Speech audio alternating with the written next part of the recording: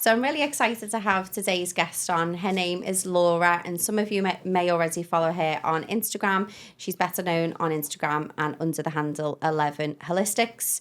I won't say too much about Laura. Obviously, I'm going to hand it over straight to you. So welcome, Laura, obviously, to Blank Canvas. I'm really excited to have you on. Yeah, lovely to be here. Yeah, excited. And I know, obviously, it's your first pod, which is. I love having first people on for the first podcast because it's exciting because, obviously, like we just mentioned earlier, we do, personally, I do and you do, like, videos on screen. Yeah. And we absolutely hate recording Well, them. yeah. And that is a little bit different. It is. So, yeah, we just have the best conversations and just a general chit-chat. Yeah. So, obviously, for anyone that is not following you and doesn't know yet, obviously, I know you done an amazing event, and that's where I first met you. Was at, which event was it again? We did the pause and reset event. Yeah, and at that Bliss, was in Bliss Yoga, yeah. Which was an amazing event. Yeah. And just from then, yeah, like I said to you, like your energy healing was just... Yeah, you felt it, didn't you? I really felt it. Like, for people that have listened and watched and everything, they know I'm into the woo-woo world or whatever you want to call it.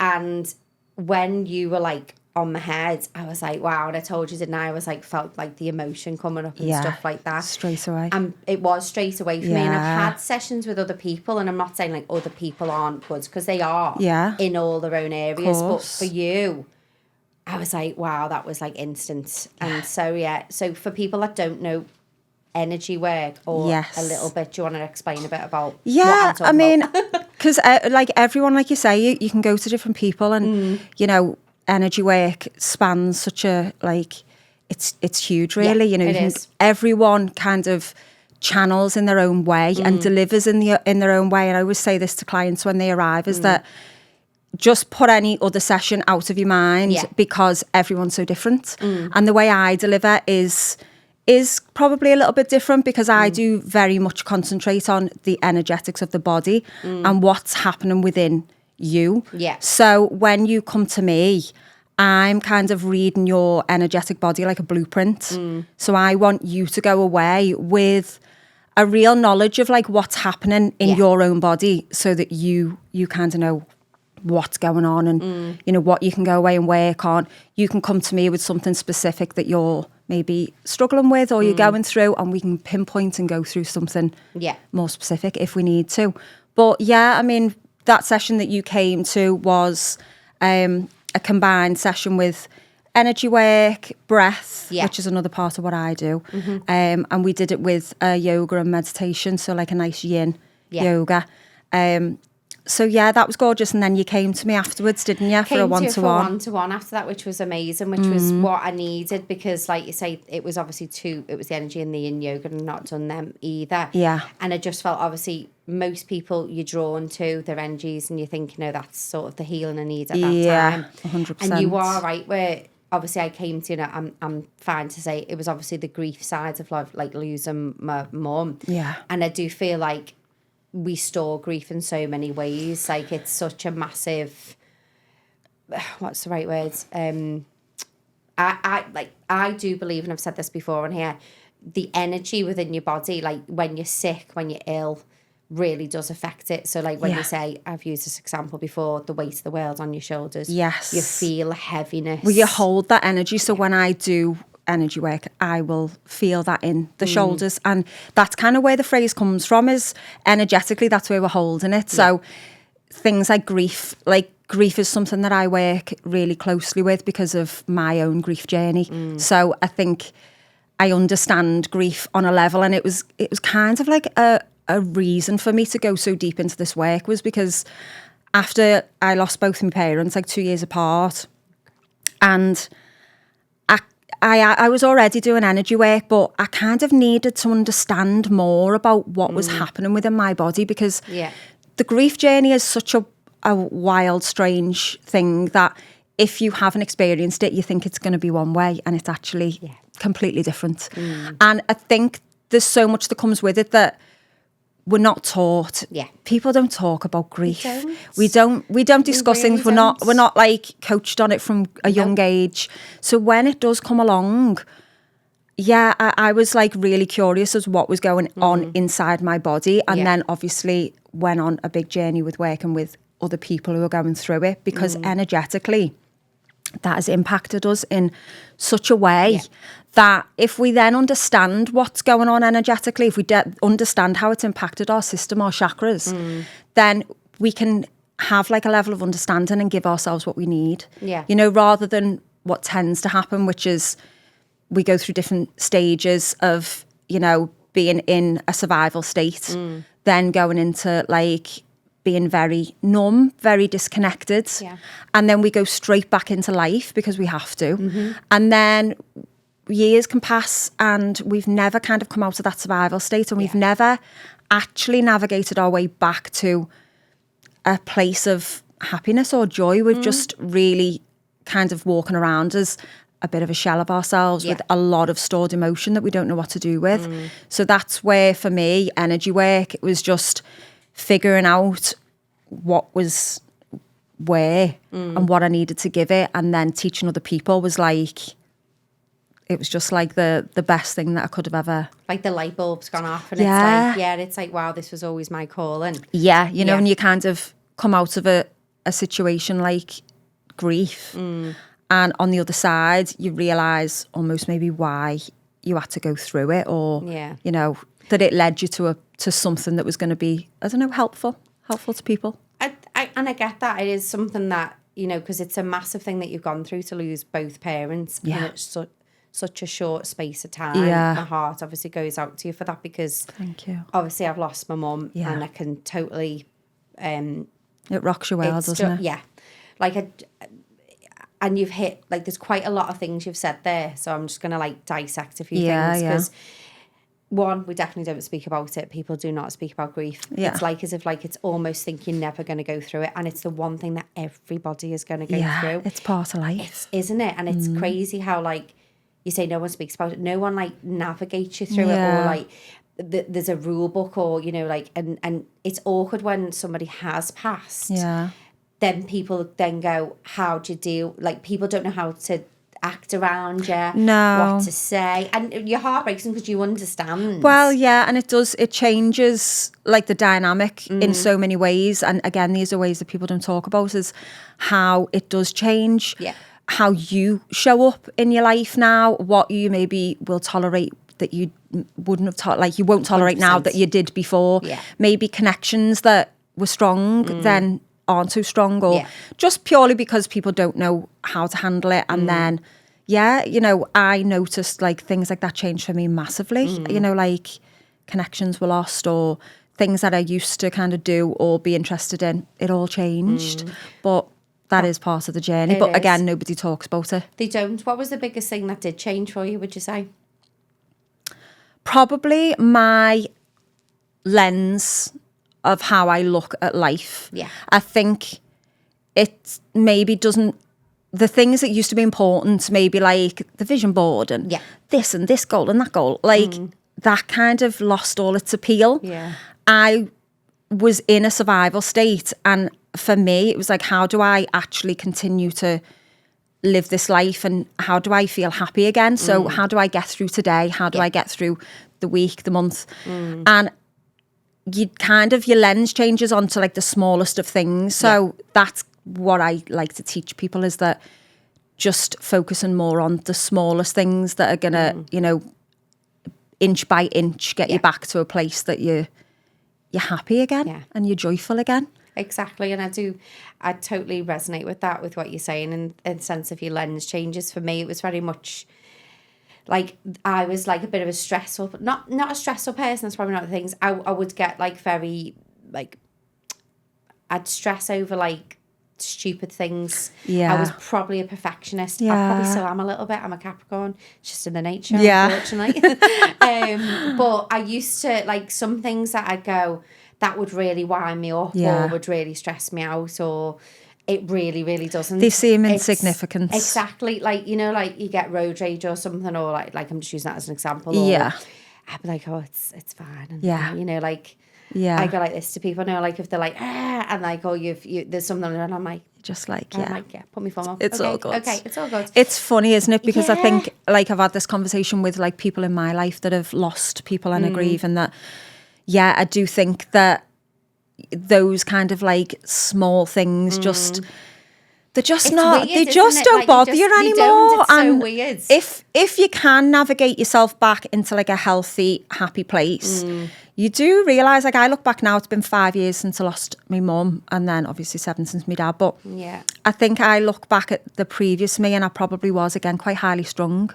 Probably, yeah. I'm much more relaxed. I'm much more. I'm actually the best version that I've ever been of myself now, which is wild sometimes when I think about it, because I think I almost had to lose my mum and dad to be this version, and it makes you sad because you think like I would love you to meet this version of me, but you had to go for me to be her. Oh, that's so sad. Oh. I'm just like, oh. Yeah. Yeah, it's weird. Yeah. Give us a second. Don't know why I'm like, sorry to be like, yeah. You've lost your mum and dad, and Well, I'm of like pulling course. out. But it is. It But is. it's so strange, isn't it? As you say, like you've grown and evolved into a person, and you're like, for such a drastic thing to happen in your life. Yeah. For you to then evolve into a butterfly. So it's like you've broke out your cocoon. Yeah. And you've just evolved into a different, like, it's another chapter in your book as well, Yeah. isn't it? Yeah. And, you know, for anyone there that, like, is listening and they've gone through grief, or they're going through grief,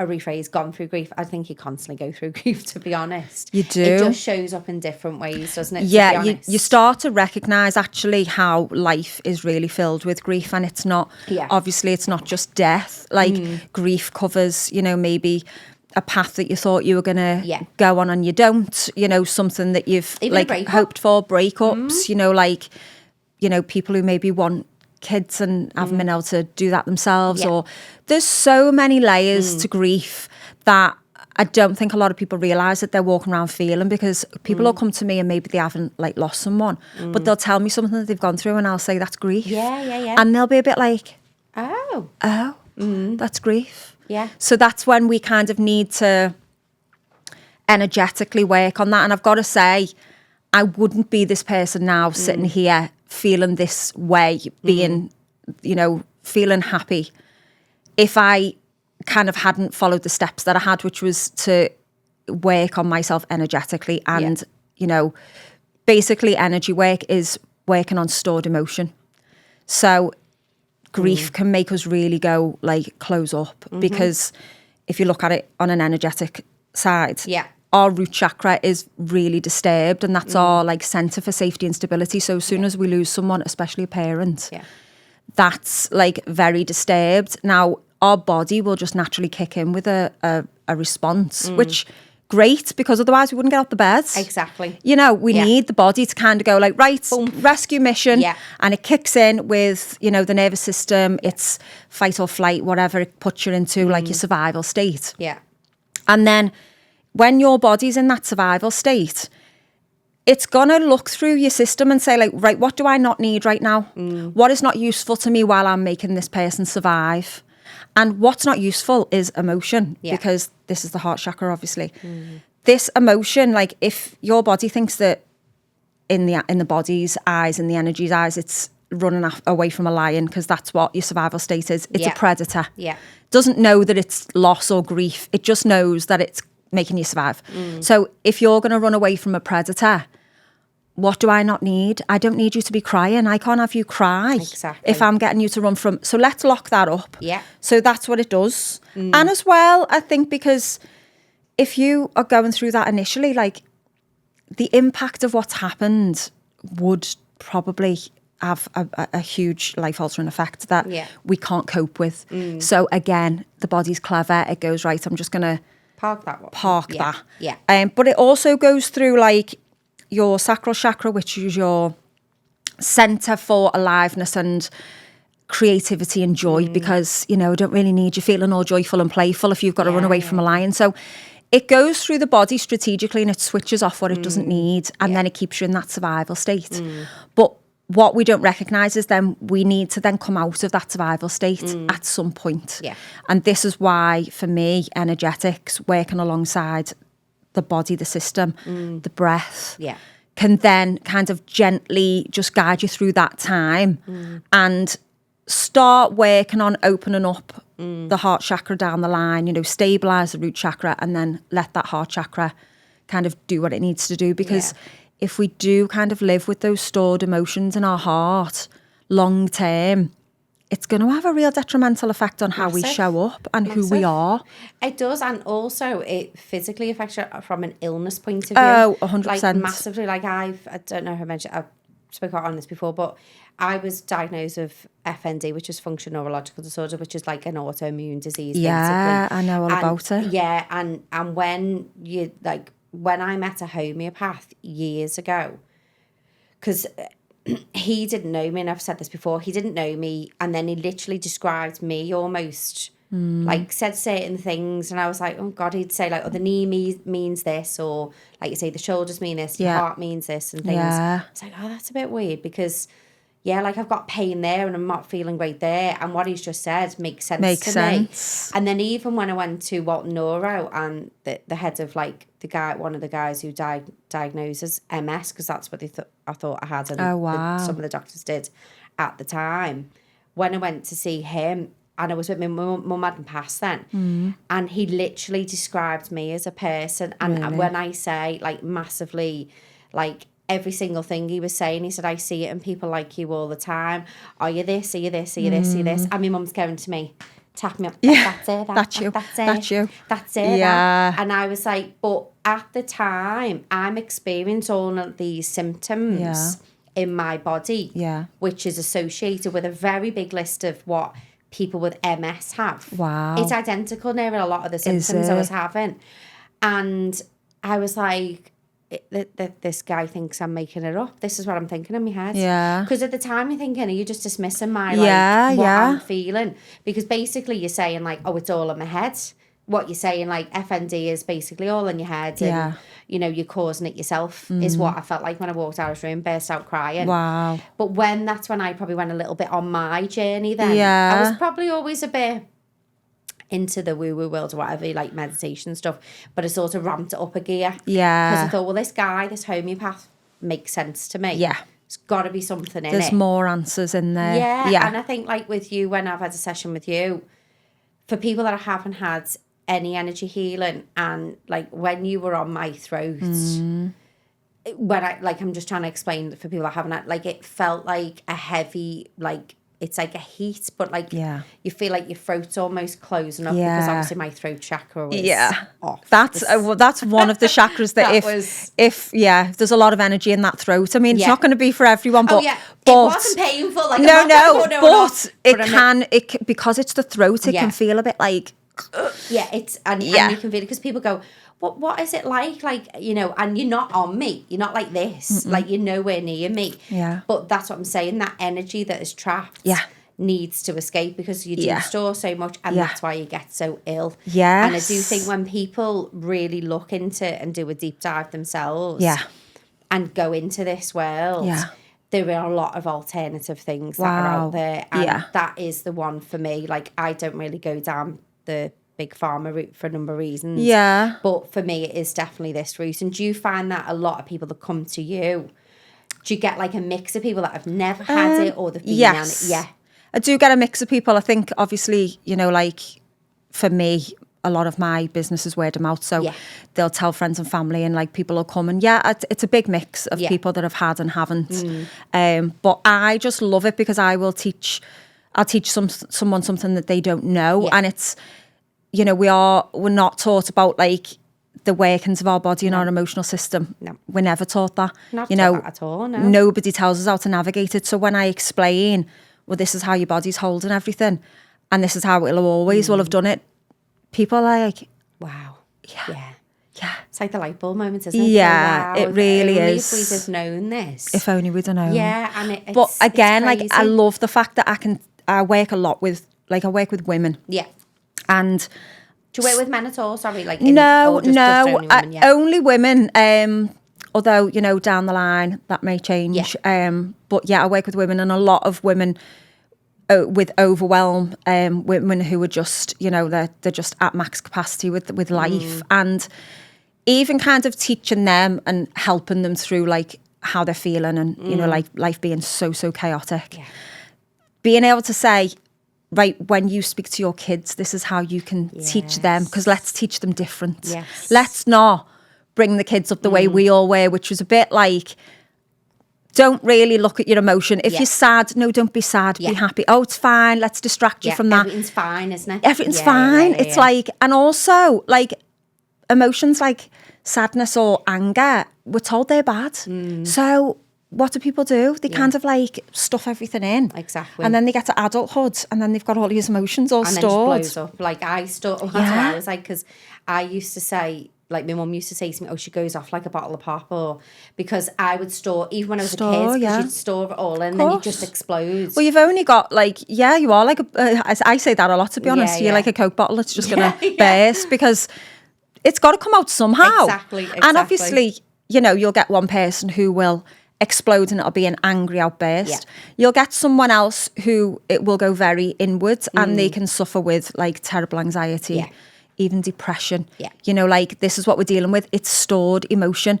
But to get someone to like sit with an emotion when we've been taught that the like sadness, anger, all of these things are bad, people have got resistance to that, like feeling their emotion and allowing it to be seen and heard. So there is quite a bit of work to do with people over that, because it's quite alien. It is. And this is why you find people are so busy. It's the avoidance of feeling it's the anything. Running away. Yes. Let's just be busy. Let's just not have a second. Because if I say to a lot of my busy clients, like, how do you feel when you are not busy, if you had nothing to do?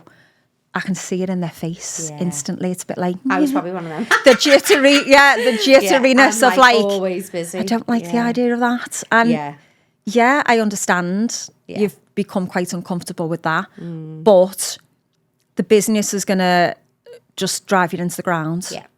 And really, are you at your happiest? And most people will say, well, no, maybe I'm anxious. Maybe I'm not so connected to my life. Maybe I don't feel joy enough. Maybe there's things in my relationships that aren't working. And it's all the avoidance of those things that, if you come to me, I'm gonna highlight. It's it's like, kind of, guys, I'm gonna ask you a few questions here. And we did have that conversation. And it can be uncomfortable, but it's needed at the same time. And it is that whole, when you are a busy person, and the thing is society at the moment, and I just feel like it's got like, I don't know, like astronomically worse day by day, month by month, and week by week. Like we're of a similar age group. And if you think when we were younger, like now, I just even look back to my 20s and think we didn't have this like rush to do things. Everything's like go, go, go. Everything's like, I don't know, I just feel like everything's sped up. It is. It's a weird thing. There's more expectation on us now, though. That's it. Like there's more, everybody feels like they've got to be at a certain place, and everything is a rush. And also in our spare time, what are we doing? We're scrolling.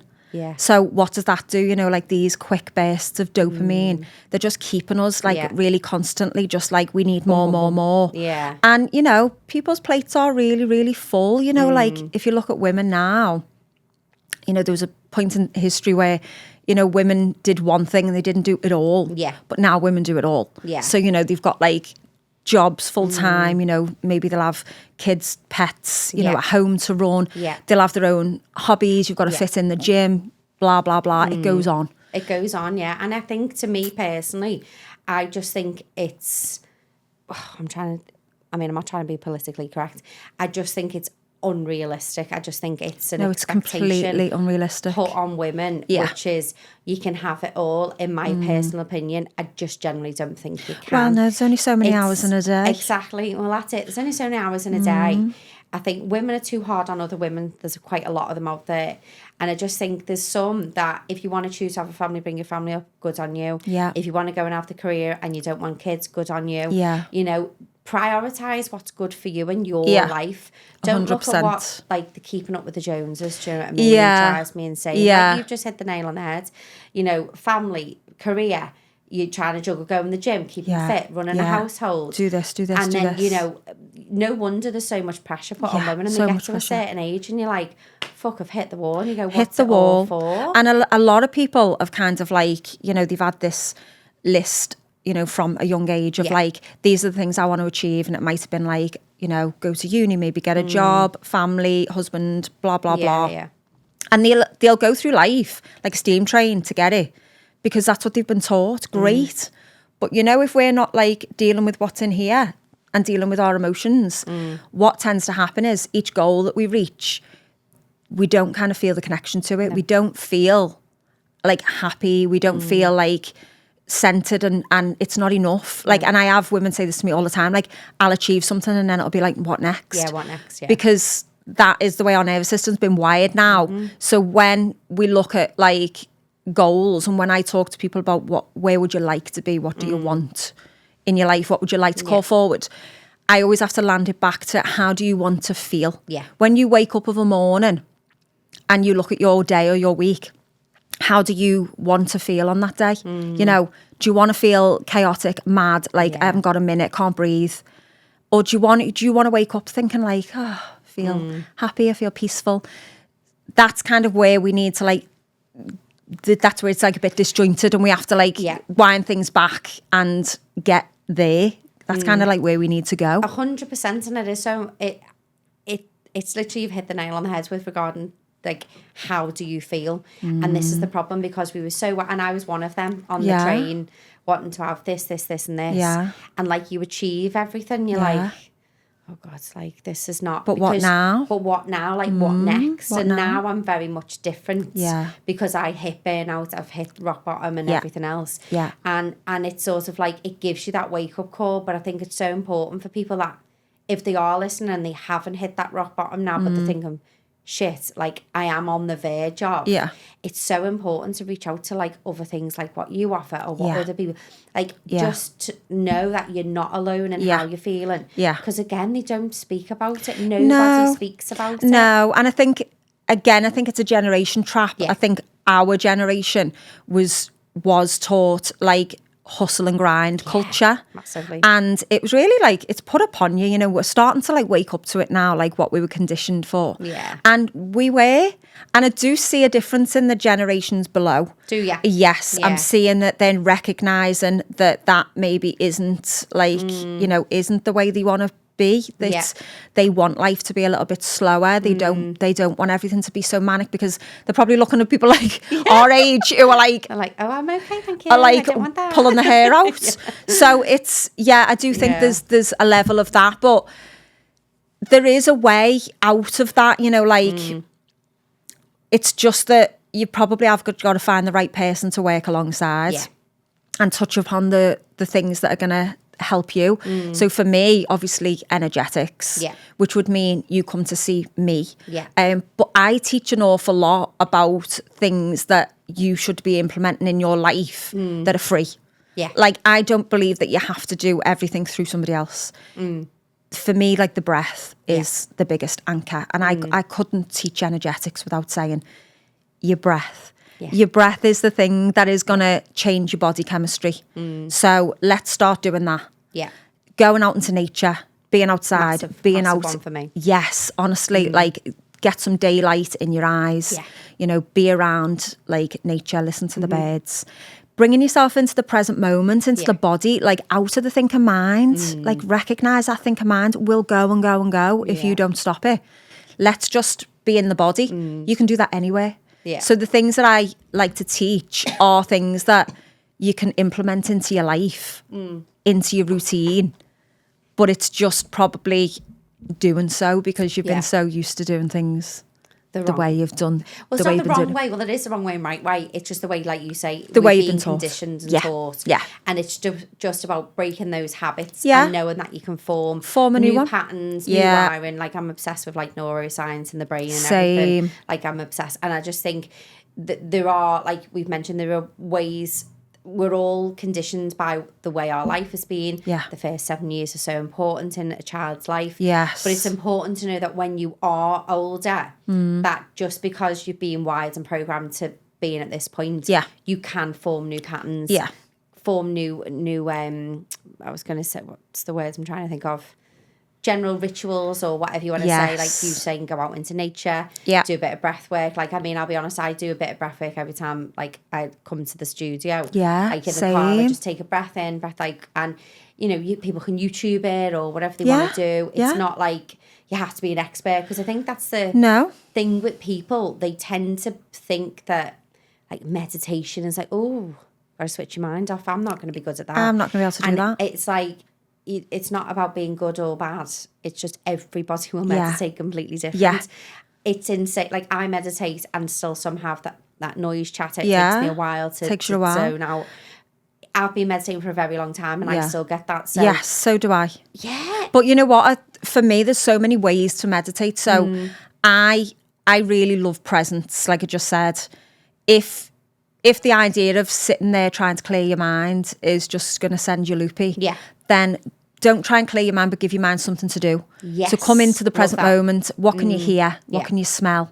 You know, this is why, like, you can do that anywhere. Yeah. You know, I love things like yoga. I love slower yoga as well, you know, like yin. Yeah. Because they're quite meditative poses and they're working on the fascia at the same time. So great. So there's things that you can do, like I'll say go for a walk, but don't put your earpods in. Yes. Don't listen to a podcast. I know people want to listen to like a podcast. Please great. listen to my Please podcast. listen to this podcast, obviously. But you know, like do them separately. You know, like maybe have your walk without anything. Don't listen to music. Yeah. Just go out and listen to the birds. Like go and like pay attention to what's around. Like, I love that. Like, personally, I don't actually own any earphones anyway. Do you not? No, because that's another conspiracy one. But I just don't have any AirPods or anything in. Or I don't have anything like my sister does and my partner does, but I don't have anything. No. Podcasts I listen to in the car. Yeah, so exactly. If I go on a walk, I just go on a walk. Yeah. Like, I often Same. go into store. I listen to my podcast while I'm doing my cleaning rounds. Yeah, I love that. Yeah, Keeps me company while I'm doing like boring tasks. Same. Yeah. And I think, like you say, it's being present in that moment. Yeah. And just, when was the last time you literally just walked out and walked in a nice park without having, as you say, an earphone? And even if you're with someone, they're still talking, just going out on your own. On your own. Half an hour. 20 minutes. Yeah.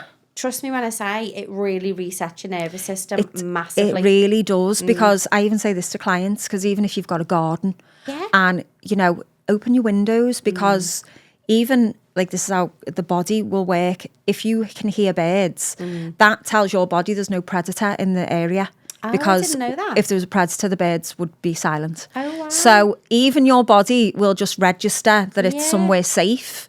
So it's like, say, for instance, when people come to me, the environment that they come into is designed to really make their nervous system say like, you know, like... It does. It does, honestly, doesn't when it? you go in, it's like you're in a cloud, there's a comfy bed, so it's warm, but I also play the same music, and I always have, like, since I started. Okay. And it's so that when people walk into mine, their nervous system recognises, this is where I go, and so it works quicker, because we're working on the subconscious as well. Oh, wow, I love that. Oh, that's quite clever, that, really. I don't know any therapist that does that, to be honest. Or do they? I'm trying to think of anyone else. I mean, I don't know, because I love that. No, but I'm not saying it works. It works, and obviously people associate that noise, like people will say to me like, oh, this music, you know what I mean? Or like, I'll always have something burning, so it's just that like sensory experience. Well, that's it, isn't it? It's the senses, isn't it? It's like you smell, you see, you sight, and you hear, and everything. Like you do, like it's with anything. You go, oh, this smell, it reminds me of something, or that, you know, sound, like you say, reminds me of something, and that is all affecting your body. Yeah. It's like when people don't understand the energetic world, when you give them an example like that, when you heard a song, you felt a certain way, when you smelt a thing, you felt a certain way, that is all lending itself to how our body works and operates, because we operate so much on the subconscious, and that's what people don't really like click onto till you pay attention, and then you think, oh, okay, is it 85%? Yeah, it's like a high percentage. Yeah. So when we're communicating and speaking, it's actually driven 85%. I mean, someone can correct me if I'm wrong. I'm sure it's around 85%. No, it is. It's quite a high, if not higher. So when you're sort of like in an argument state, or you're speaking to someone, and I think it is from our subconscious. So if you're not dealing with all that, shit. Yeah, that shit is actually like working regardless of whether you want it to or not. That is what, you know, a lot of people will show up to me and I'll say, the person that you are sitting here right now as is someone that you say like, oh, this is just what I'm like, and I just do that, and that's just the way I am. And I'm like, it's not.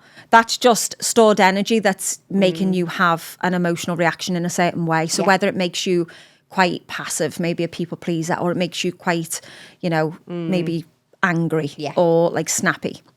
All of those things are stored energy. Yeah. So actually, if we did the work, really did the work, there's a whole new you on the other side that you can get to know that is like not like that. Yeah, exactly. You know, like, because we all hear this word now, trigger. You've triggered me. I mean, it's quite a big buzzword in America. It is a thing though, unfortunately. Well, it is. In a respect. Yes. Because like, if you're, so I remember speaking to a guy a good few years ago now, and he was basically didn't understand why he was getting really irritated by the team he was managing. And when he was given instruction, he wasn't listening to the instruction, so therefore that they didn't actually deliver what he was asking. Okay. And then he'd lose his shit, basically. And then he would like really... So I was getting to the nitty-gritty of the subconscious, what's getting back to this childhood and what was the trigger. Yeah. And when I had a conversation with him, it transpired that he was not really seen or heard by his mum and dad. Yeah. So his mum and dad didn't listen to him. Yes. So when the team wasn't listening to him, that was a childhood trauma that was getting triggered. Yeah. And people don't understand that when they don't, like, you know, they might not get on with the partners and they don't know why they're irritating them or there's something there. It's because of this. Yes. But these self-limiting beliefs and this subconscious and everything that's down here is what's driving you to react the way you do. Yeah. And it's so hard, like, because I've done a lot of work, and obviously yourself has, and understanding them parts about yourself and going, oh, that's why I'm like that. Yeah. That's why I'm like that. Yeah. And it's fine. It's just them being aware. Awareness is key. Yeah. Yeah. And how you take that forwards. Yeah. And is that you do a lot of help with your clients in relation to that? Yeah. It's bringing awareness to what it is that's causing the issue, and then giving that thing what it's asking you to give it. Yeah. So, you know, when we kind of look a little bit deeper, we say like, you know, what is it that you need on that day? Like I say to my clients a lot that, you know, we get up and we can be quite robotic, you know. We've got a routine, and, you know, we get out of bed and we do this. And that's how we go about our day. But where is there any space in that for how you're feeling? Yeah. Do you get up on that day and kind of see like, how am I feeling today? And especially if there is something, you know, if you're going through something, or maybe something's happened the day before to trigger. Yeah. And you wake up the next day and you are not feeling yourself. Most people will kind of get up, maybe not feel themselves, and then just say, well, I haven't really got time for that, so that'll go there. Yeah.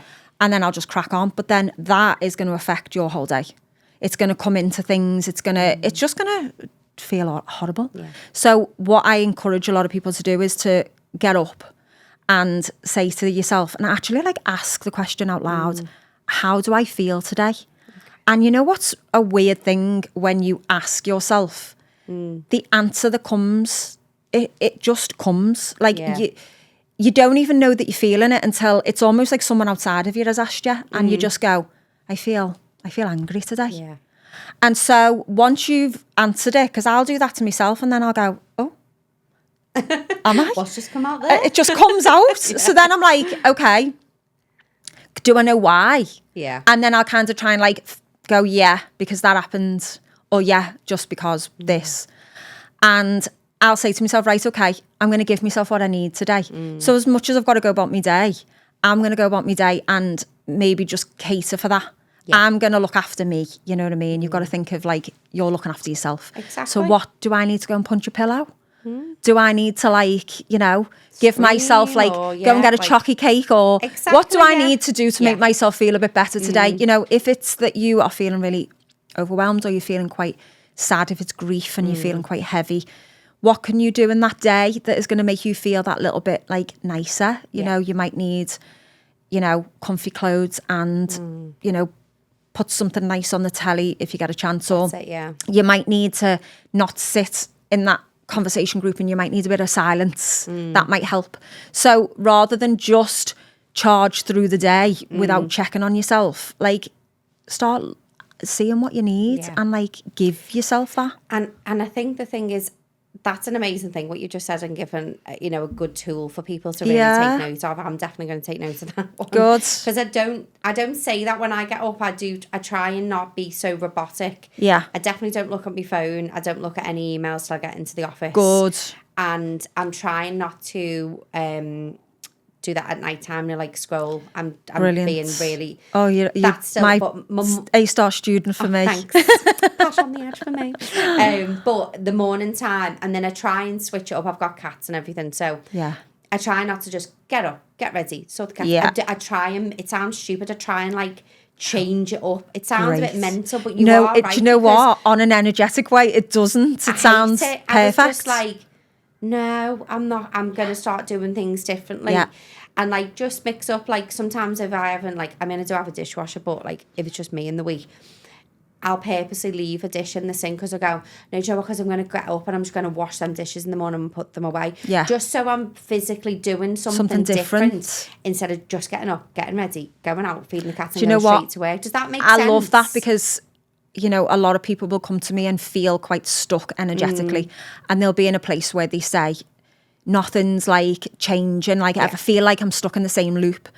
And so I will say to them, well, your energy will be stuck in that loop, so let's change that up. It's Groundhog Day, isn't it? Well, yeah, and we neural pathways will form and they will just keep going. Let's do that same thing again and again. But if we want to create a new neural pathway, or we want to create a new energetic connection, if you want to call something into your life, you're going to have to do something a bit different. And it can be change up your routine, how you do things, even like holding your toothbrush in the opposite hand.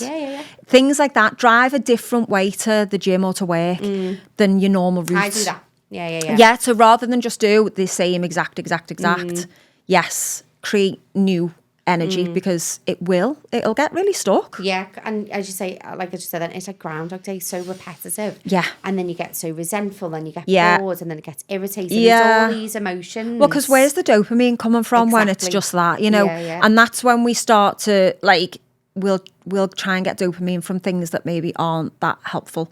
So we'll then scroll more because they're like quick dopamine hits, or, you know, we'll be getting dopamine from, I don't know, maybe alcohol or, you know, things that you think it's not the best habit to have. No, it isn't. So if we can try and create dopamine in a different way by, mixing things up. And just doing little things, like small things at a time, not like doing like changing massive things. It's little things like you say, changing your toothbrush in a different hand or driving a different way to work. These are tiny little things which will make a massive difference, like more than you would think. So it's little things that people need to really I think change. That what you find is that, like, when, and this is something I find, when I give simple solutions, people are very reluctant to believe that will work. Yeah. And it's funny because we're in a culture now where we're sold everything. Oh, God, so for me, if it hasn't got like a big price tag on it, if I ask someone to dedicate a little bit of time rather than money, they're more reluctant. They'll hand over money more than they'll hand over time. It's bonkers, isn't Even it? if I say, do a 5-minute breath work, you've got 5 minutes. You have got 5 minutes. Everybody's got 5 minutes. But, you know, people would be very quick to hand over the money because we want other people to do the work for us. So if I pay for this next course or this, that and the other, I'm not saying they're not helpful, they are, but it's almost like by gaining the information, we feel like we've done it, but we haven't, because we haven't actually implemented anything. And so that's why a lot of the things that I teach, they're free and they're things that small things that will help. And I am a testament to that because I did all of this, especially when I lost my mum and dad. I did these things and they changed me as a person. You know, people say, oh, you know, you're really calm, or you can handle things. You don't seem to get that stressed. And I'm like, yeah, because you didn't know me a while ago. Yeah, back at the day I did. But, you know, now, you know, I've regulated my nervous system and it's like top of my priority list to stay regulated as much as possible. So tell us a little bit then about Laura, like before all of this. So obviously it's a newish journey that you've Well, Yeah. it's still in its infancy. It's not been like 20 years, has it? Yeah, it is. In theory, It like is. you've been doing it a very long time, but you know, I think you've obviously had a life before that. What was the Laura like before that? Highly strung. Really? Yeah. And what career were you in then? Because when did you start going into this So energy I've done work? energy work for 7 years, nearly 8 years. But we're all still 21, so that's fine. So you Well, were clearly yeah, in of school. course. Time just stood still. Exactly. Before that, makeup. Oh, right, So, I mean, I okay. still actually do a bit of that because, you know, it never leaves you. But I was a makeup artist. Oh, amazing. I worked for different brands. I did, you know, everything in the makeup world. Wow. So, yeah. But just highly strung. I've been on a quest probably learning myself probably throughout my 30s was like, I kind of needed to get to a place where I learned about myself more because up until that point, I think I was struggling to survive in life. I wasn't happy. No. I wasn't in the right environment for me. I wasn't in the right relationships, friendships. Nothing was right. And so I kind of went into like, probably on like a bit of a spiritual journey in my 30s. I then travelled a lot and tried loads of different things. So I've probably tried most things, to be fair. You know, you go on that quest, you read all the books and I've done all of that. And it wasn't until I got to this point that these things that I've learned now with energy work and working with your own body, what your own body's telling you, that I was like, I'm glad I know all that stuff, but this is what works. Yeah. There's nothing else that works for me. Like, this is like learning my own body and what I need to pay attention to inwards. Yeah, that's kind of it. But yeah, up until that point, probably, if people who knew me in the past would say. Yeah. highly So strung. 20s, so like we were saying before about goals. So do you think like in your 20s it was like very like this is what you thought was the right way to go? Yeah, I was walking the path that was not right for me because I was trying to tick off boxes. Yeah. This is what you should do. That's it, what you should do. This is what you think is successful. This is Yeah. what society Oh, thinks. so what do we do This now? is- I get a house. What do we do now? And that's what I was doing. Yeah. And I didn't have a clue. And that's the thing. And a lot of people don't. And I think everyone has had to go on them life paths. And I think as I said before, we're out of a similar age group. And I think we've all had similar things where we've gone into our 30s. I probably was similar to yourself. Yeah. And then you hit into, because we're still 21, I'm joking. But when you get into the next one, and it is that evolution of like going on this journey and this path, and you always end up where you're meant to be at the time as you are meant to be at that point. Yeah. But I do think when I think back into the 20s, it was very much like steamrolling ahead. Yeah. This is what you think is meant to be the right way. Yeah. This is what you should be doing. And I feel that, and you mentioned it a little bit earlier, is the generations below us that I like, you know, are slowing down a little bit more. Like I remember buying my first house at 25, and there's 25-year-olds I know that are more travelling. That's not really on their bucket list. It's not really something to obtain. And obviously there are elements that they can't afford it. You know, this, you know, you got to have a big deposit and jobs. But I almost sometimes feel like that is not the right case. If you wanted to afford a house, you can, in my opinion. Yeah. I just think people's mindsets are different. They I think are. more people want to stay at home. So they've got more disposable income. They can travel more. They've got more life experiences. Their be-all and end-all isn't to have a house by the time of this age. Get married by the time this age. Absolutely have 2.4 not. children by this age. Whereas I feel like our culture was very much like that. That was literally wasn't it? that was the only option, really. I was always like, I was always the odd one out for me. I felt in circles that I mixed in. Yeah, I felt a bit You know, like that. I was always like, I didn't want like what you were telling me that I should want. And then I did get confused, get caught up in it. But as I got older, I was like, no, I really don't. No, that's not for me. Like, even now, I'm probably quite different from other people. You know, like I haven't got kids. You know, like I never did that route. I never wanted any of that. But yeah, I do think the generations below, like I've got quite a lot of clients in their 20s, which I love. Yeah, because being able to like guide them forwards is amazing. You know, like, and they are very driven. I've got to say, they like a lot of the girls that I've got come to me are like driven, but we need to like work on how do we balance. And for me, the old saying of work, rest and play is literally, if you can nail that, like a balance of them all, balance your masculine and feminine energies. 100%. That's what we need. Yeah. Because, you know, if your masculine and feminine aren't balanced, so your masculine being your driver, like do push, strive energy, but your feminine being more, you know, playful, she's softer, you know, she's more restful. She's more like creative and passionate, and like this is more logical. Yeah. But everybody has masculine and feminine energies, and they need to be balanced. Whereas like right now in society, masculine energy is up here. Yeah.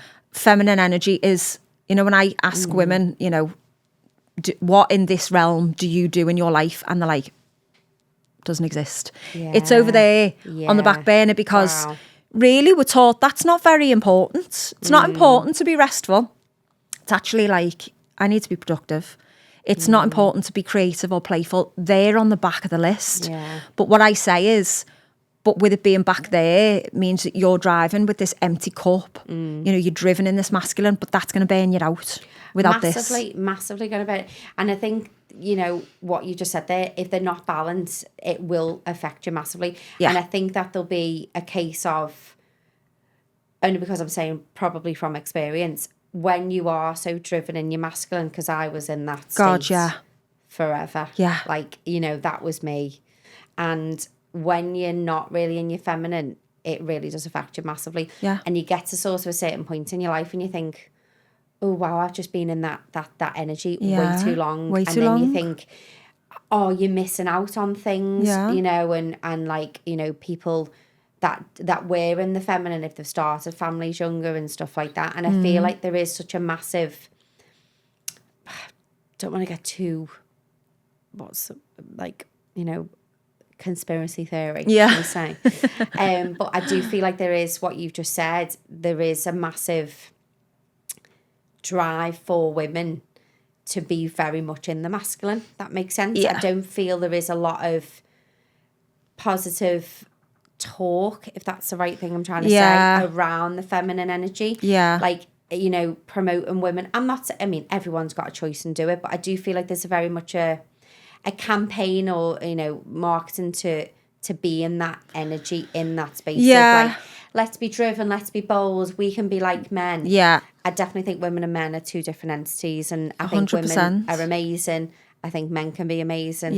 But I equally do believe that, you know, a woman can have family and really nurture them kids. I'm not saying men can't nurture them. But I think there's been too much like where women's like the family life, like people look down on that, oh, you're just a mum. And I feel like, no, they're not. They're like, without a household. Honestly. And the backbone, you know, with the everything. backbone of like, you know, they're almost bigger than the man. Like, do you know what I mean? And I think there's not much talk around that. It's almost like, oh. But I think as well, like, does that make sense? Yeah, it does. But I think as well, it was very much like when we started to get our rights, you know, like women started to fight and say like, actually, why should I just be a housewife? Why should I? Like, I want a career as well. And that's kind of where that was birthed. But then what we didn't realise is we were going to then sacrifice that feminine, softer side, because then we were going to take on everything. We were literally going to be doing. Because let's have it right, the woman will generally, I don't want to generalise, but they will be running the household and, you know, everybody's schedules and, you know, the kids and the job and stuff. So that's where there isn't a lot of room for that feminine side. But it's where I witness it so much, where women are burnt out, like I say, and just not feeling like they've got all these things. They can look around and go, oh, well, I've ticked all me, you know, I've got the house, everything. I've got everything, but I feel empty. And it's just more so because that feminine side is 100%. Kind of not being nurtured. But I am seeing more of like, it's a bit of buzzwordy again, but it's very like soft girl era. You know, like I'm hearing terms like that kind of come about where women are maybe noticing that actually just being driven isn't kind of saving us. And I do think just as a whole on the planet, everything goes in its phases. And I think planetary wise, we're going into a very, very different phase now where I think the masculine and feminine energies are going to start to become more balanced. Do you think? Don't know how long it's going to take. But I do think we're definitely... speed it up. I know, it would be lovely. But it would be an amazing world. It's more like making those things like a priority. Yeah. And when you've already got so many priorities, how do we switch that up? And how do I then prioritize being creative? Like, how do I put down the housework? Yeah. And then just go and be like all feminine. But it's because their brains are going to be constantly like, wow, I can't switch off because I'm sorting that out. I've got that on for tea. I've got to pick that person up from football or pick that person up from dance. Like my kids, like everything is on a rota, isn't it? And a lot of brain. it links into like the solar plexus, which is our centre for self-worth and our value. And we were very much conditioned in, you are only valuable when you're productive. So if you ask a woman to stop and have a day off and a day of rest, go and pamper yourself doing this, so many women that I'm with, it makes them very uncomfortable. Like an alien to them. Yeah, because no, I've got things to do, like, and I have to, and that's what we have to kind of then get to the bottom of. What in you feels like your value is tied to then just being a productive person. So it's, it can take a little bit of like work to, but I think people will come to me and will do this work who are ready for a change. I think if people aren't, you can't make people change. No. And I think people want, if they're at the point where maybe they're seeing things in their life that aren't maybe what they want, or they need things to feel a different way, they're the people who are going to come in, take on board what you're saying and go away and implement them. Yeah. Because I do have clients like that, and we work together over time, and God, we've see such amazing like results. Yeah, massive. And it's like, lovely to see changes. that, I think, in your like in your profession and things. It's so nice to see the evolution and the evolving of these women. Absolutely. It must be just absolutely amazing. It honestly, because you know what it's like up. And you want them to feel what you know you feel, if that makes sense. Because you're like, it's like anything, like when you're helping someone, it's like, you know, like if they just done this, that they'd feel this, and you're like, that's a hard watch, I'm not gonna lie. Especially with people maybe around me. And I do think, you know, it's highlighted in my personal relationships. If there's people in my circles, whether, you know, like whoever they are, who maybe are turning a blind eye to it, like when they're around me, you know, it can't be, I'm literally the mirror. You either want to look in or you don't. Yeah. And I can be a bit like Marmite. Yeah. So you either want to look in that mirror because being around me is going to highlight where you're hiding. Yeah. I don't even mean it to be that way, but it just is. No, I know what you mean, yeah. You know what I mean? Yeah. And I know when I'm doing it to myself, but, you know, it's one of them. It's one of them. It is. It comes with the territory of this work, unfortunately. Yeah, exactly. I'm here to help the planet. I know, and that's it, isn't it? You're here to help, and I think people do come to me when they come for advice and things. Yeah. I won't sugarcoat it. I'll never tell anyone what to do. Yeah. I'll just give them my opinion. I'll give them like two sides, and then give them what these are the ways you can go, like the two outcomes of, you know, whatever it is. And I will never sugarcoat anything. So if you come to me for advice, you know, you're going to get the hard truth, really. And I think you've got to be honest. Yeah. I just think I don't see there's any other, there's no point for me. So I'm like, I'm like not like an airy fairy like energy worker, you know, like you will go to some energy workers and it'll just be a very, very soft experience. Not everybody gives you the rundown that I do, because I've been for energy work loads of times, and the energy work is done, but I'm not talked through anything in my body. Yeah. I might have been for energy work and got a psychic reading because everyone's so different. Yeah. But I do say, like, you come to me and you're going to get the truth. And you know, you can take that on board or not. The whole truth and nothing but the truth. That is me. If you look at my birth chart, you'd understand. Yeah. Because so what star sign are you? I'm a Virgo sun, Scorpio moon, Scorpio rising. I need to do this. So for people that don't understand, explain a little bit about the... Well, I mean, I'm not like super astrology, but I think you do need to know your place and your time of birth. Yeah. So I had mine done because luckily when my mum was here, she did give me those bits of information, so I got it done. And you know, when they give me it, I already knew being a Virgo, what come with that. But then when I saw the rest, I was like, oh, this makes so much sense as to who I am. Yeah. And you know, I'm not going to mess about with those placements. It's not. I know, It just I honesty think- comes very natural. Yeah, I think Virgos and Capricorns are quite similar like that, because one of my my Yes. partner's a Virgo and one of my best friends is a Virgo. Really? So yeah, Capricorns and Virgos do lend themselves to each other. Wow, yeah. But it is funny because I mentioned this on the last episode with Holly about the time you're born, your Yeah. date and your area, because you do is it the chart where your lines go through, your ley lines, is it? And then you're meant to be. But I actually would love to know that. I'll have to dig it out because I can't remember it now, but I'd love to know them ley lines because I don't actually know mine. So like the lines obviously go through where you're meant to reside. So if you go away on holiday, you go to certain places and you're a bit like, I feel at home, or it feels off, you know, and things like that. So I unfortunately should have said, Mum, can you come back from the grave? I don't know what time I was born. I know. Because I didn't get that off, Mum, because it's not on your birth certificate, is it? Do you know, my aunties gave me it, my auntie Janet. Really? She thinks it was around 10 a.m. Okay. But the exact time is even better because it can vary a little bit. Can, yeah. Which I wouldn't have thought, No. but apparently so it really does. It does. Because I'm massive into all of that. I mean, like you, I'm not a massive astrologer. I don't know the ins and outs of everything. But when you read certain things, and I think I've been like that since I was a kid. Yeah. You know, like even when I was in like school, I was always into like probably a bit woo-woo stuff then, but without knowing it. Like I was always obsessed with my horoscopes. I was obsessed with dreams. Like I remember my friend Stella, she had a dream book and I absolutely loved it. And I kept like, it was like an A to Z dream book.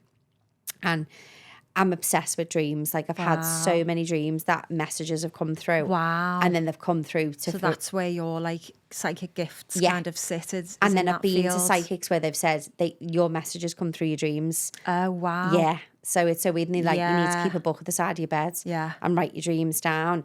And I literally love this book. It was A to Z, like every, you know, like A for, I'm trying to think of things, but I'd go in and I'd be like, oh, Stella, can I read? And I'd be like, she ended up giving me the book. I've actually still got it, Stella, just for FYI, I've still got that book.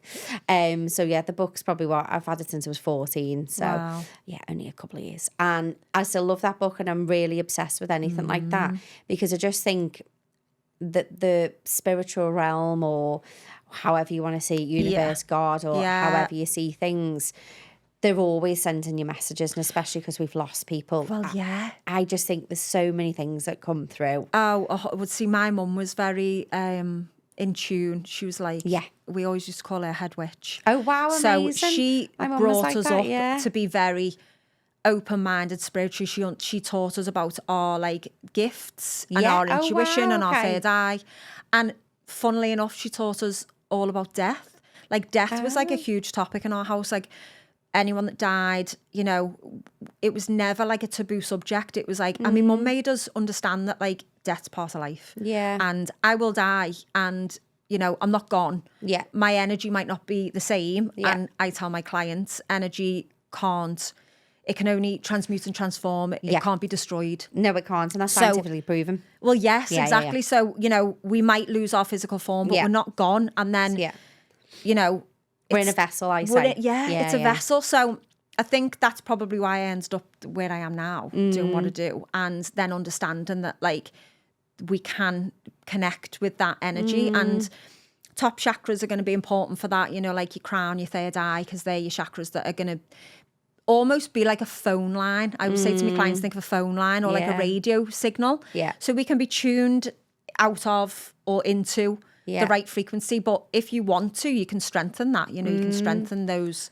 and then once that is there, like there's a level, and probably only a certain amount of people will get this because if they are in tune with this world, there's kind of like a level of magic that you see in the world with signs and synchronicities that if you're not tuned into it, you probably wouldn't believe it, but. My life is full of it. Yeah. Like it's wild.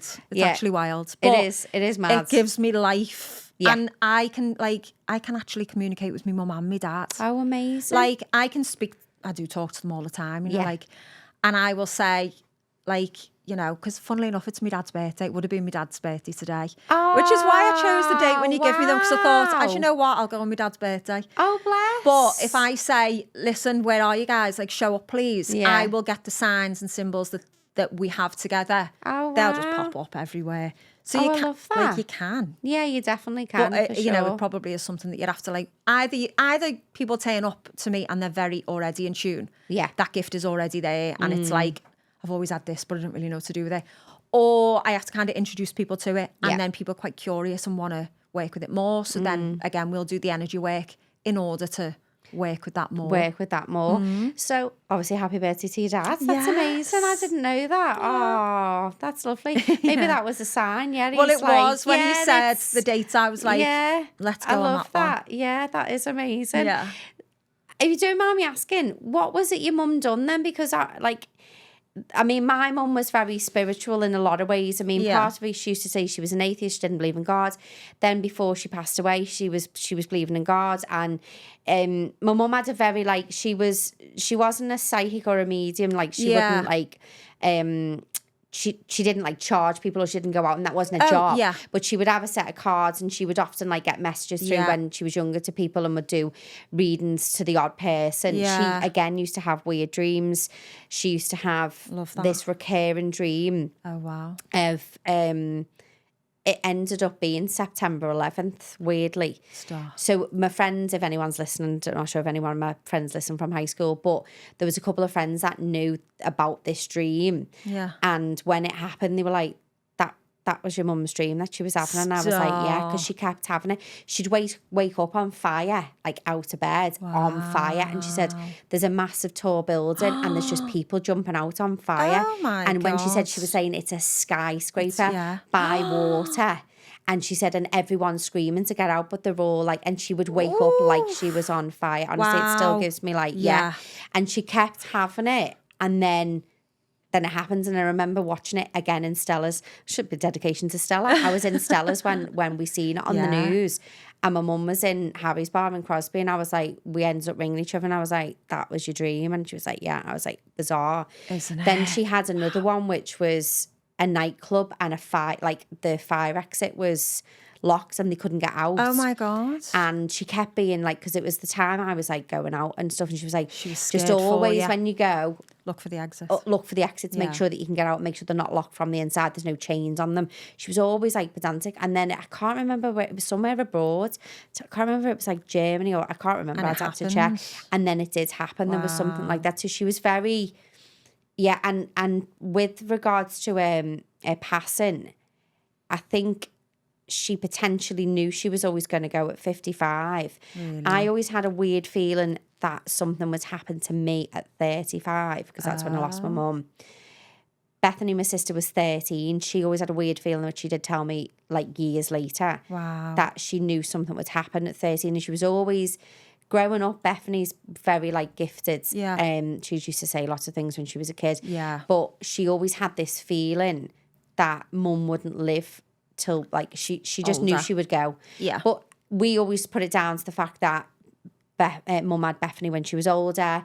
She had that natural because we were older kids, and maybe it was just that. And then I always had this at 35, and then mum always said, I just want to make it past my 55th birthday. And it was just weird. And I took her away, me and my auntie and my brother's ex-partner went away. We went to just outside of Barcelona, and we stayed, and we had the best holiday, because she just wanted, like, it was a 55th birthday, and she just wanted to get past this date.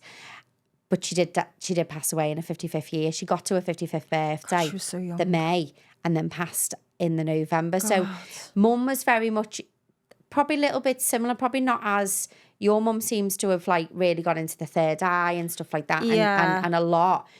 But it's strange how they were very similar, and then we've because gone... again, if you think about their generation, it wasn't really like, no, it wasn't. It wasn't as known. Not you know, like it is now. No, we've got access to so much information. Yeah, we the can just internet's go. massive we can now, go on the isn't internet. it? We can, we know we can read into things, but Yeah. they didn't. No. And, so when I look back now and I think, wow, you brought me up like that, and like that was in a generation that you. I mean, me nan wasn't like that. No. So me mum was just like that, like very just in tune, and she didn't do anything like your mum. She didn't do anything particularly with it. She did actually try and go to the spiritualist church a little bit. Yeah. The one in town.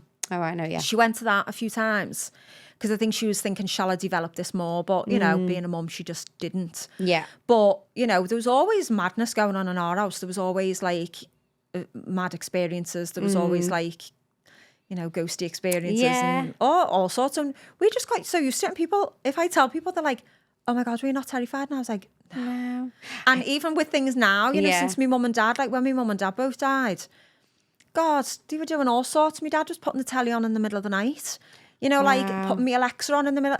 And people are going, oh my God, I'd be terrified. And I was like, you're just not, though. You're not. There's something about it that you're just not. Yeah. And I'd just go, Dad, Thanks any for that. needs, waking me up. But Yeah. in a way, I'm always like, can you not haunt me a little bit more? Yeah. Any chance of you just appearing in Yeah. front of me there? I'd love that. I would Yeah. love it. But I think it feels scary if it's not happened to you. But when it has, I don't know, there's something about it that changes the way you see death. And It does. well, for me, it did. And I think It does for me. And I think, like, I always was taught you should be scared of the living, not the dead. And that was always my Auntie Janet that always said that to me. 100%. And I do believe that. I've never been, like, there's been, like, instances where I've had, like, the first house I bought, there was a lot of spirits in there. And I went to see a psychic medium, whatever you want to call them, in it was Bickerstaff. Yeah. And she said, your house is full of spirits. Oh, wow. And it was. And there was so many things that had happened. And I remember my goddaughter, so one of my best friends, Jenny, and she was going up the stairs. And it was an old house anyway, but the stairs were like, I'm trying to think how old Olivia was. She wasn't too, she may have been about 5, 6. I think she was probably about 5. And we're nattering away, and she'd got out and she got up the stairs, and we panicked because, like, my banister was quite low because it was an old Victorian house. So anyway, we run, and she was screaming at the top of the stairs, absolutely frozen, screaming. And we ran, and I thought, oh my God, she's like fell over the band. Like, we panicked, like just ran up. Anyway, I think the name, and Jenny will have to correct me if I want, I'm pretty 99% sure it was called Suzanne. And she was going to Jenny, I don't like Suzanne. Oh. Then we ended up finding out, so the next door neighbour to the house. Yeah. So Jackie and, oh God, what was this? Jackie, can't remember her husband's name. Anyway, we borrowed a ladder and we come in, and I said to my husband, Jackie was probably in her 60s at the time when we were in this house. Yeah. So it was her nan's house. So her mum had it, then her nan had it. So she'd known everybody that lived in our house. Because since she'd basically grew up in that house. Yeah. I think she was about 60 or 65. Anyway, I'm asking her husband, I said, did the lady before, the one we bought off, the one before that, was she called Suzanne? And he said, no, it was, you know, I don't know, Betty or whatever. Because she was an old lady, the ones before we bought it off. Anyway, he goes back, literally within 5 minutes, comes on, because I said to him, sorry, rewind. I said, the only reason why I'm asking, I said, oh, my goddaughter was here and we don't know that she's seen a ghost. I mean, there's been a lot of things happening. Yeah. Because Beth had her own bedroom. I said, in that bedroom, because it was like a double fronted. So he said, which bedroom, the left or the right? And I said, the right. So when I said, and she said she didn't like Suzanne. Anyway, he was like, oh, you're off your head. He was Scottish, and he was like, oh, I don't believe in any of that. Anyway, literally 5 minutes later, comes back and goes, so there was a family before the old lady. Okay.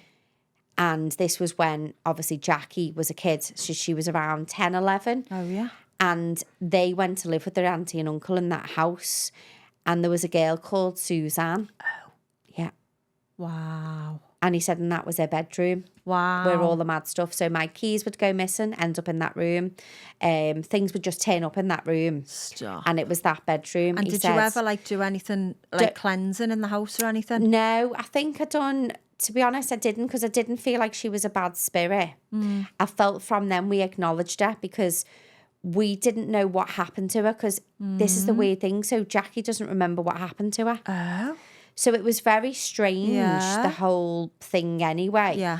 And then the partner I was with at the time, he was literally getting haunted. Oh. No. When I mean haunted, this is a funny story. Here's me. This is a podcast about you. No, I'm telling you a life story.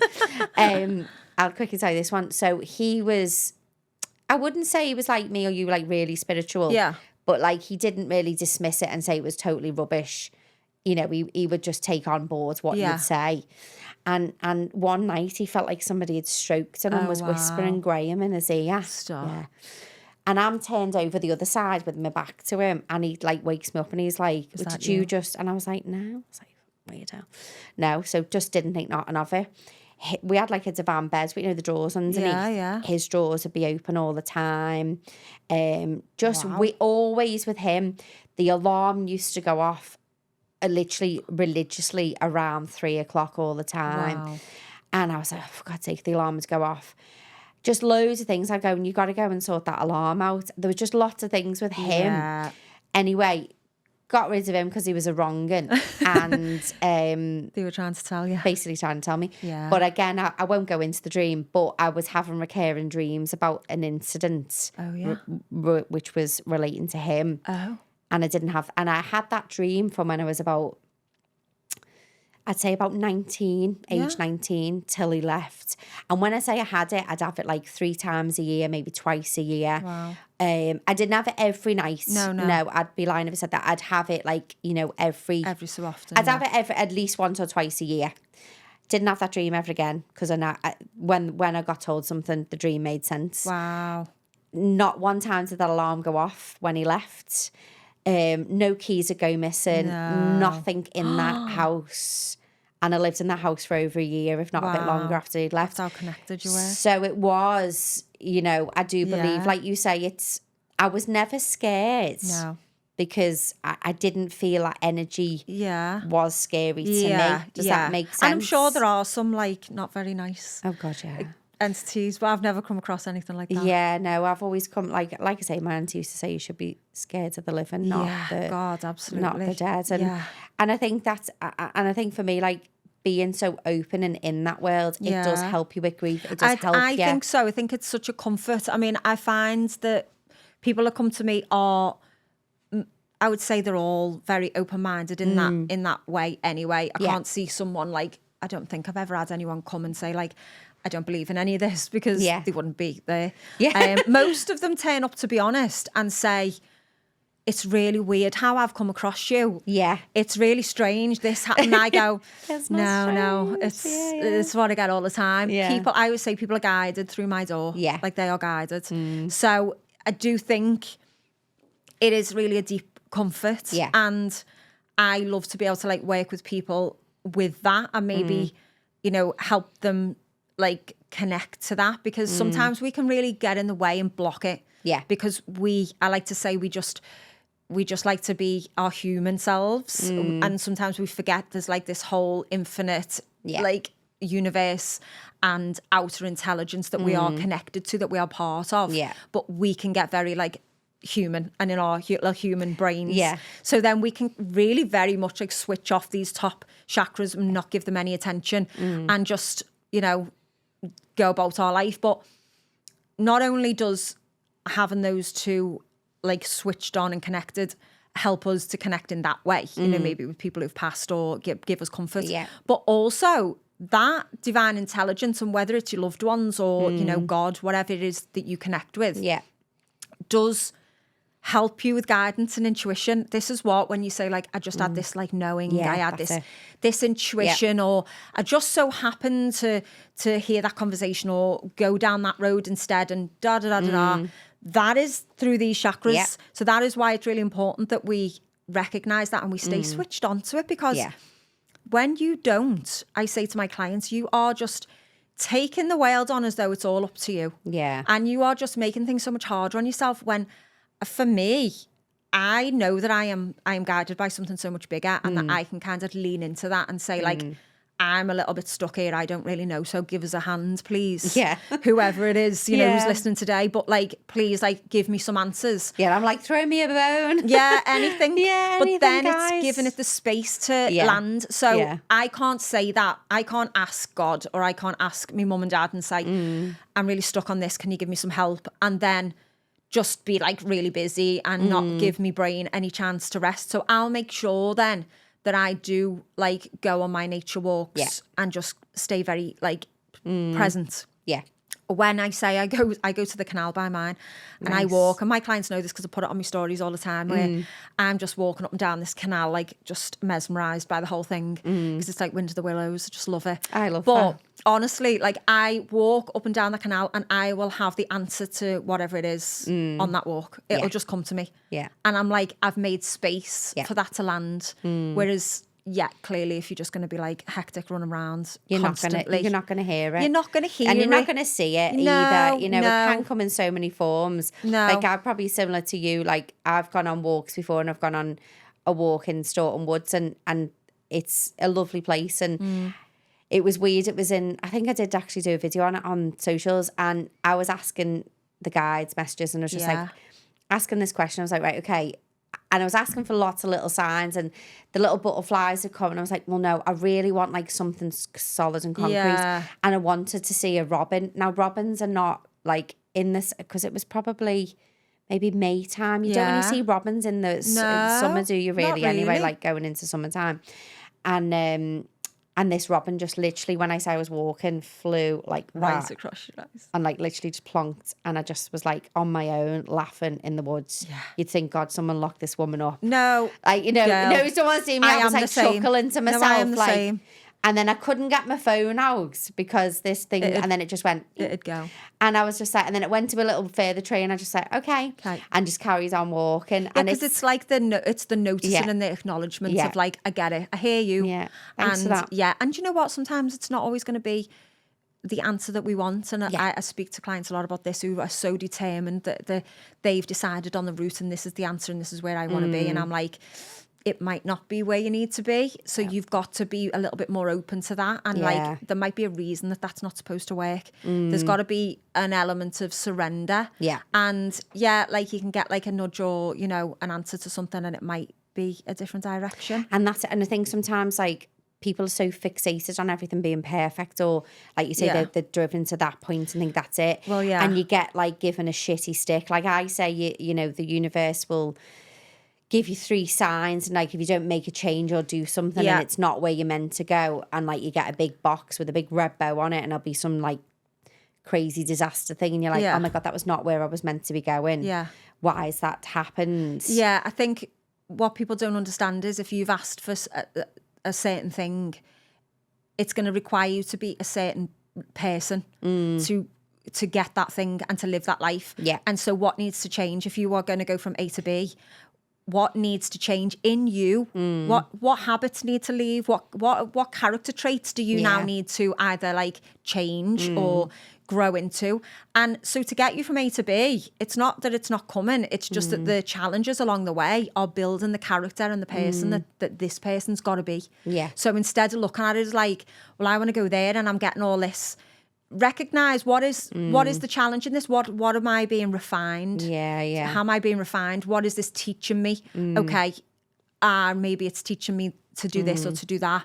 Because in order to get here, things have got to change. But people just think that they can go, I'll put my request in, and then I'll just close my eyes and open my eyes, and it's there. And that's it's like, not how it works, guys. No, because you know, if that was the case, you'd be that now. You'd be that now. Exactly. And things have to change. And you know what? It can mean like, things have got to leave your life. Your job might end up going. People in your life, in your circle, might leave, or something might go wrong where the universe is rearranging your life, and it's rearranging everything around it to get you there. So have some surrender. But again, when people are being very human and being very like closed off here and probably not rooted within themselves and not got that strong root, they want to control every outcome. But you can't ask the universe for something and then control the outcome. You just can't do that. Just doesn't happen like that, guys. Sorry about that. I know. I wish it was just for a easy. refund. I didn't ask for that. No. And another common one is that if maybe they come for energy work or they come with me, that I can do the work for them. Like they can lie in the bed and I can do this and I'll do it. And if I could, I would. I'd be very rich. I could. I'd love that. But I can't. I can only like point out to you this is what your system's telling me. That's what you want to be. But your system's telling me otherwise. So this is what we need to clean up. This is what we need to work on. And then we kind of navigate that way in a new way. So I think there's got to be that kind of understanding of like, for sure, things aren't going to be that quick and easy. No, definitely not. So like is there anything then like that you'd like to share, or like an example of something that, obviously we've mentioned losing your mum and dad was obviously quite a big, massive thing that happens and you've changed your trajectory. Is there anything that like you've gone through in your life, like something that has happened where it has been that shit show or like fuck Oh, me, God, the universe is like, why is this sending me this? Yeah.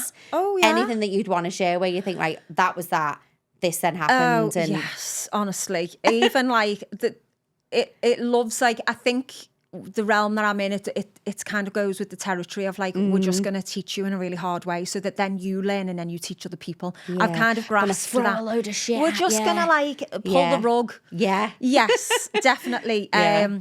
Because you do even- sort of say to yourself, don't you, like, I don't need any more lessons, guys. Oh, Stop yeah, no more, sending me the thanks. lessons. And it's like, yeah, but did you learn? Yeah. But did you learn though? Fully So, learn.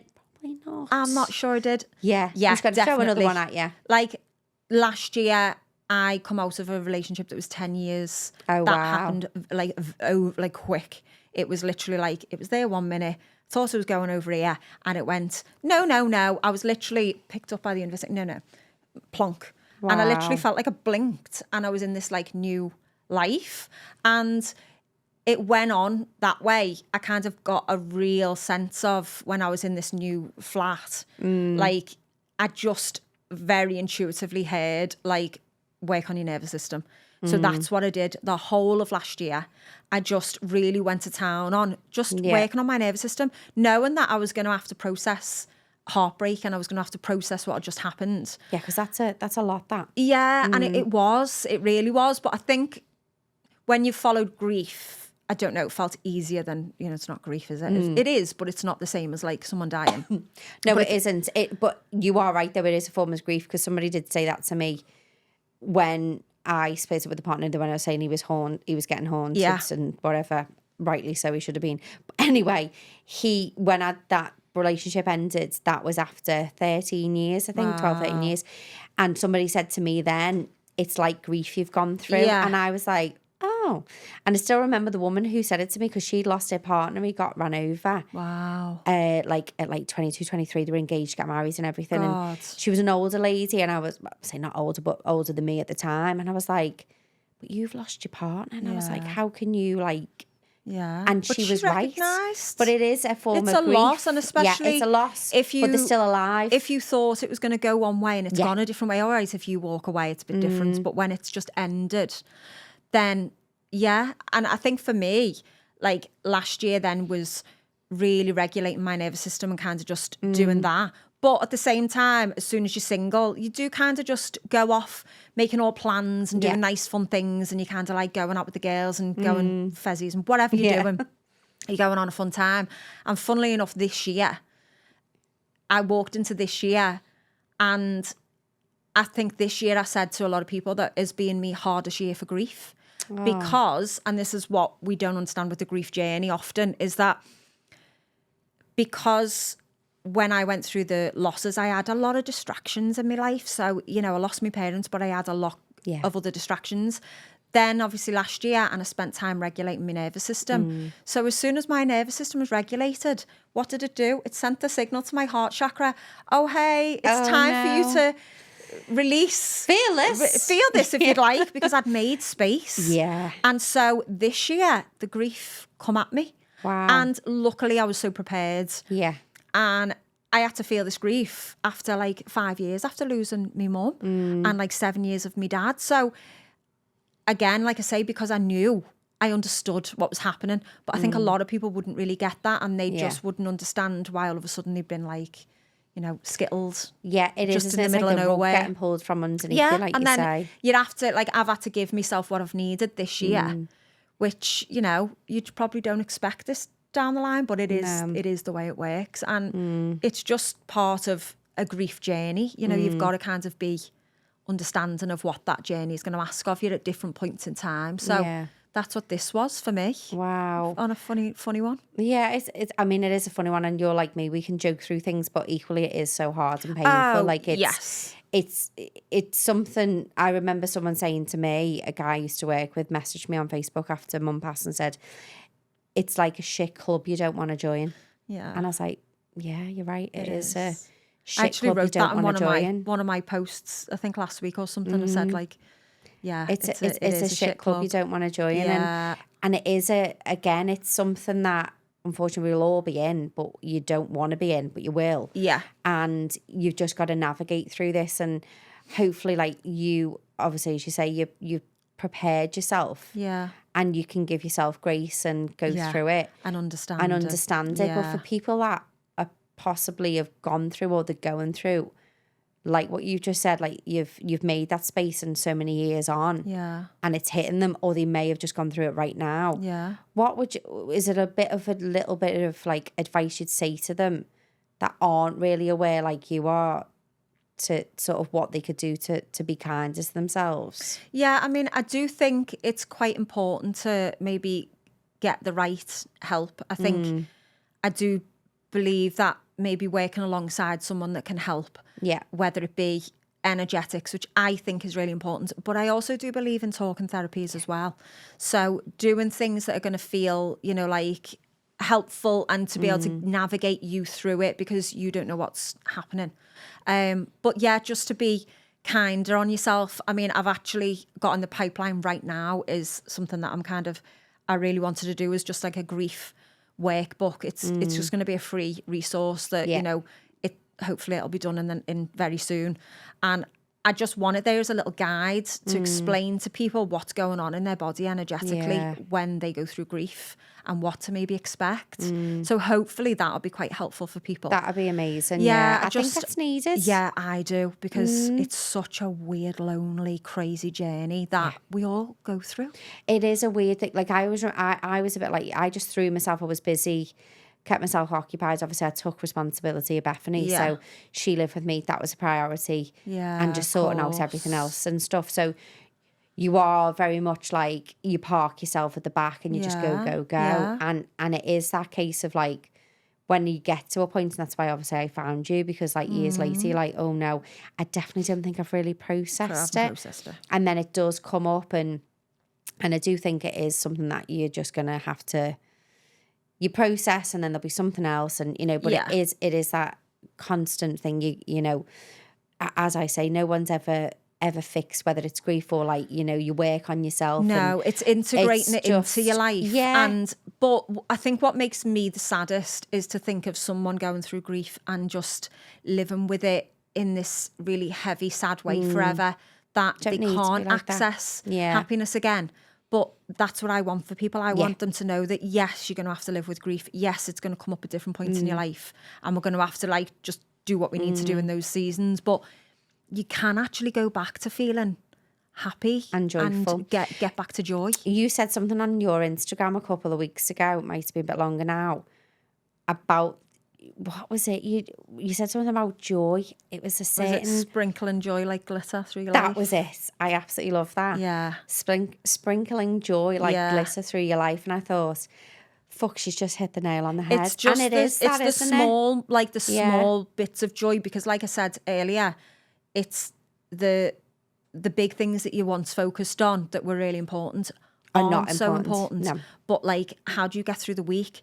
If you can make your days have something in it that like makes you feel good, and it's why you'll end up separating yourself from people that maybe don't make you feel good, and maybe your crowd will change, because you can't tolerate it. No, you need to be around uplifting energy. 100%. That's why you might look around your life and go, what's this? Like, I'm not happy. This doesn't make me happy, and change things. And I think there's just something about adding like the smallest little tiny things into your life, like glitter, and just having them being quite uplifting. That's like why it's so important to me. I think it's so important, and I think for me, I think like being bothered about getting a big house, a boss car, getting really like high up in your career, they just seem immaterial. Getting the best shoes, the best clothes, designer bags.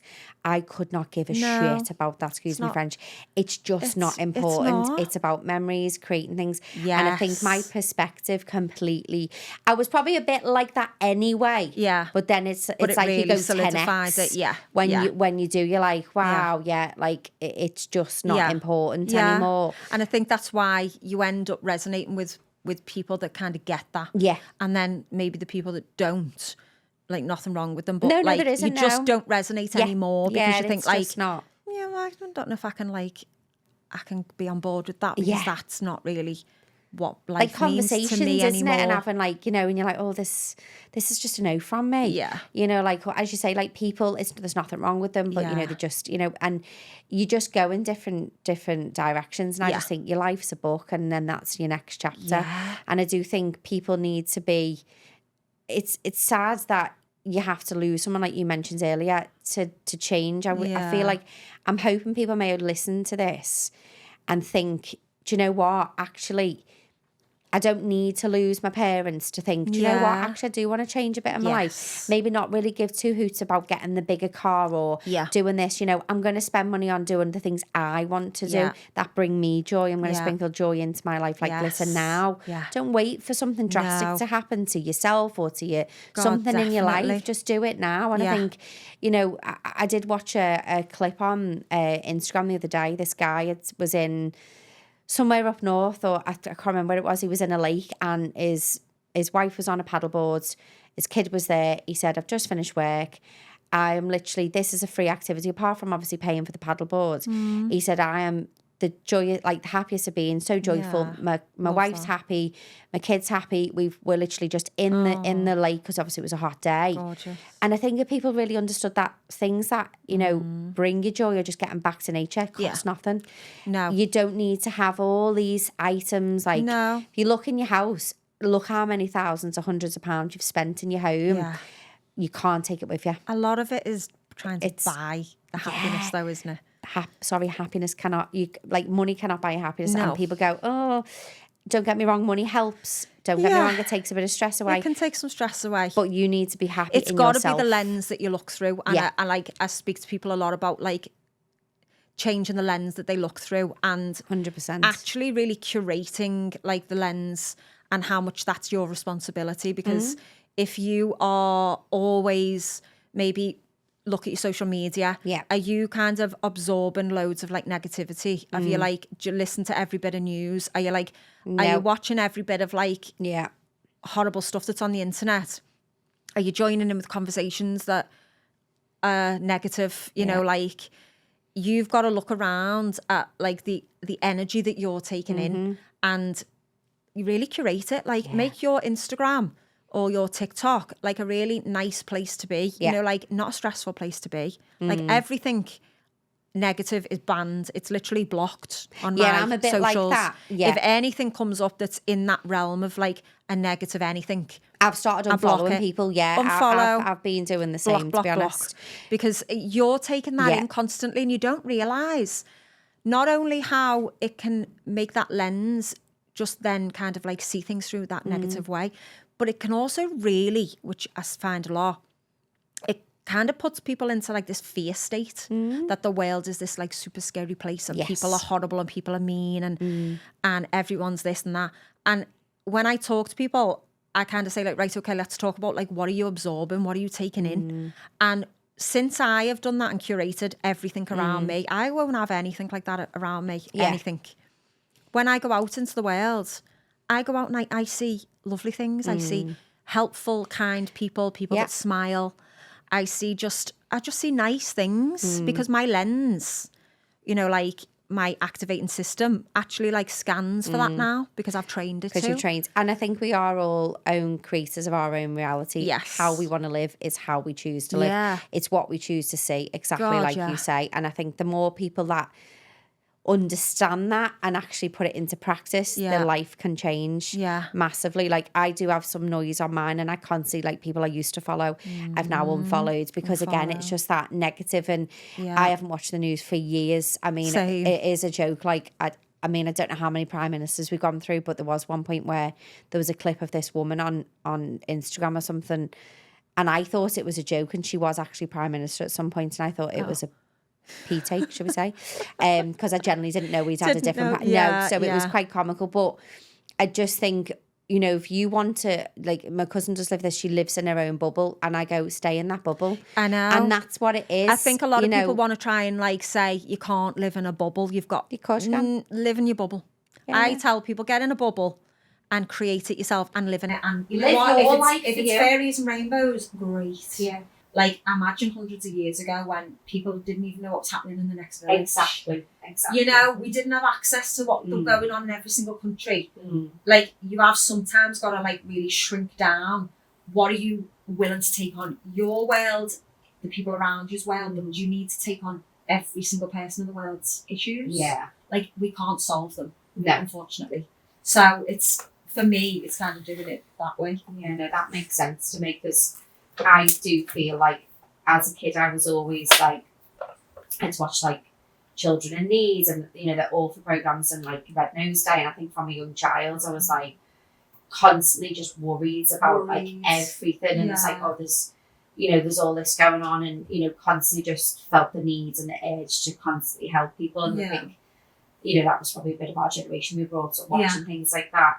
And I do remember having a session in Greece, and this guy was doing, which I think I mentioned on the top before, and he literally like didn't know me, and he was like, Natalie, he was like, you can't help the world. And I was like, and because you just feel this, because if you're an empath and you're saying, you do feel, well, you've got the choice to go, you need to live in a happy state, give out a good energy, and I do feel like it radiates. Well, anyway. This is one for me, is one of the most important takeaways. So I know how energy works, and it doesn't just work within your own body. It's a ripple effect. So our energy centers are like frequency towers. When a regulated nervous system is in the room, it can regulate the whole room. So yes, you might want to save the world, but work on saving yourself and your overall energy. If we all did that on the planet, said to me, actually, that's what he said. Did I? No, so no, you said he said. He said, and I think you probably potentially said to me as well. Possibly, I do say it to everyone. It's like, your energy is going to then affect the people around you, energy, everyone you work with. Like, let's do it that way. And if we all did that on the planet, the planet would actually be in a great space. You are actually like kept in that fearful place for a reason, because you are easier to control. But that's another rabbit hole. That's another rabbit hole. But this is why I like to say to people, I like to say, just work on you, because that is going to then have that ripple effect. Like, that's one of my favourite phrases. Amazing. I absolutely love that. So I love that. I'm going to bring it to a close. Obviously, on that one, you've mentioned quite a lot, so thank you. It's been amazing. How gorgeous. And I generally do think there's been so many takeaways from there. And I really do massively think that people will just have a better understanding of grief and how to process it. There's lots of tools there that you said to people. Obviously, we'll put all your details in the show notes of where they can find you and stuff like that. Get in touch, and, you know, even if it's not someone that can come to me in person, like, reach out to me, do things online, which is amazing. That's brilliant. We do ask every guest to do a little writing in the book. So basically, I ask if you want to put in your favourite quote, a little bit of piece of wisdom that you've got, and you want to pass it on to the next guest. Absolutely, that's what the book's for. Well, thank you, Laura. It's been absolutely amazing, and I'm really excited to get this one out. So thank you. Oh, thank you. Thank you.